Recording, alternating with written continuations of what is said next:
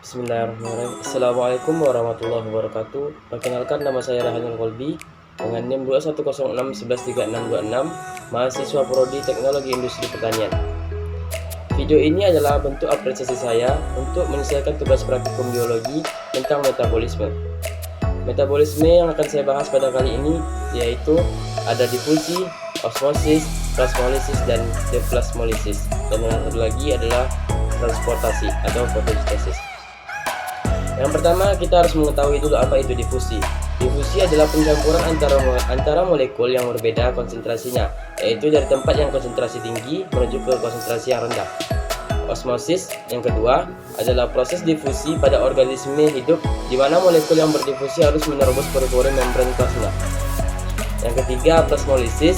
Plasmolisis adalah apabila suatu sel tumbuhan diletakkan dari larutan yang hipertonis terhadap sitoplasma, maka air di dalam sel akan berdifusi keluar sehingga sitoplasma mengkerut dan terlepas dari dinding sel.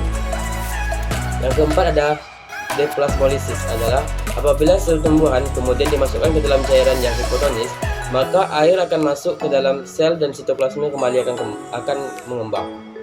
Dan yang terakhir adalah fotosintesis. Fotosintesis ini adalah reaksi pembentukan karbohidrat yang terjadi dengan bantuan sinar matahari dan klorofil, terutama pada daun tumbuhan di tingkat tinggi.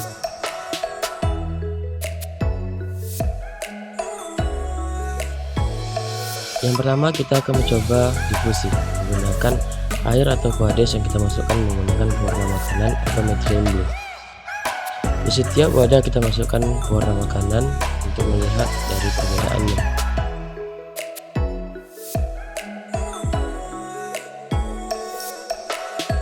Pada kegiatan ini salah satu wadah kita aduk untuk melihat dari perbedaannya dari wadah yang tidak kita aduk dan wadah yang kita aduk.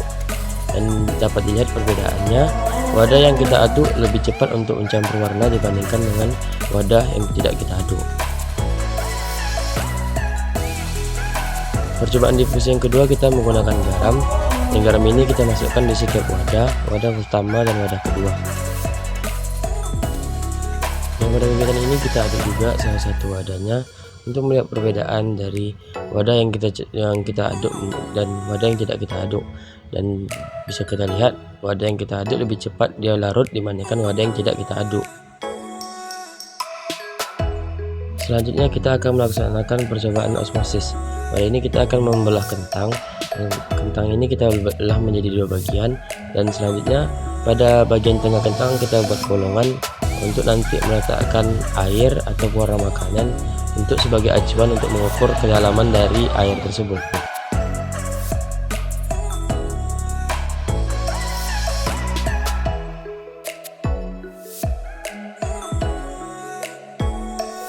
Kemudian kita masukkan sedikit air ke dalam lubang yang telah kita buat, dan pada 0 menit awal kita akan mengukur kedalamannya. Mengukurnya menggunakan mistar. Selanjutnya setelah 5 menit kita akan mengukur lagi kedalamannya menggunakan tusuk gigi, dan kita akan mengukurnya menggunakan mistar lagi.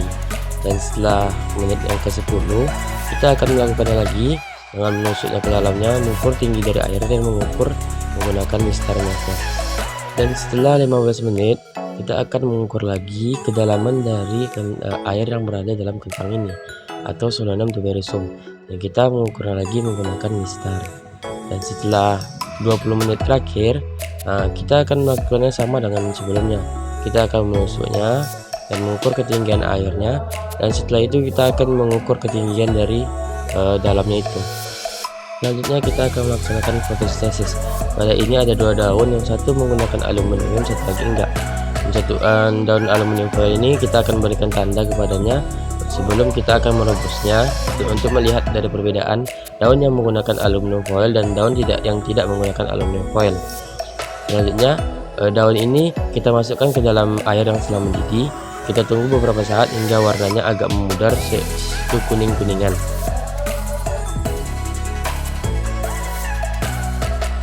Setelah kita rebus, kita berikan sedikit pewarna makanan untuk melihat perbedaan dari daun yang telah kita rebus menggunakan aluminium foil dan tidak menggunakan aluminium foil.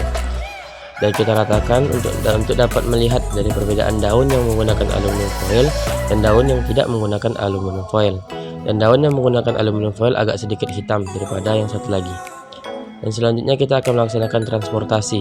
Transportasi ini kita menggunakan daun alang-alang yang dimasukkan ke dalam air yang diberikan pewarna. Dan setelah kita diamkan selama 2 jam, kemudian kita lihat apakah yang terjadi pada daun alang-alang tersebut.